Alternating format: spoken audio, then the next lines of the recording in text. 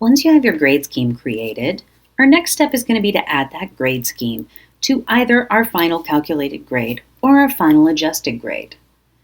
Which one you choose is going to depend on what you have in your settings. So let's get started by taking a look at that.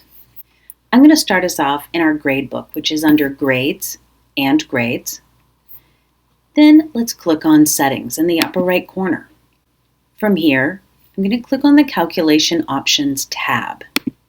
And as I scroll down, under Final Grade Released, you will see either Calculated Final Grade or Adjusted Final Grade. Either is fine, you just need to know which one is set. For me, Adjusted Final Grade is set, so that's the column I'll be working with. Now that I know the column I need to work with, I'm going to choose the drop-down arrow next to that column.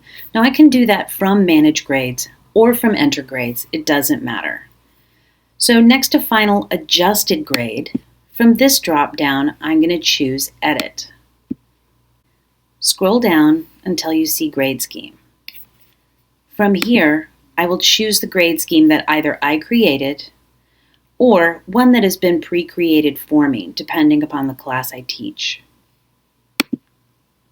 After I've selected that, I'll choose Save and Close.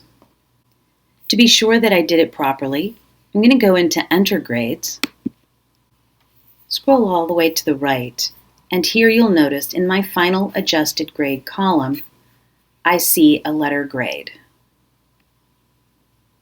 Now, if I had been working with the final calculated grade, I would have done the exact same process, but I would have seen that letter grade here instead of the 92%.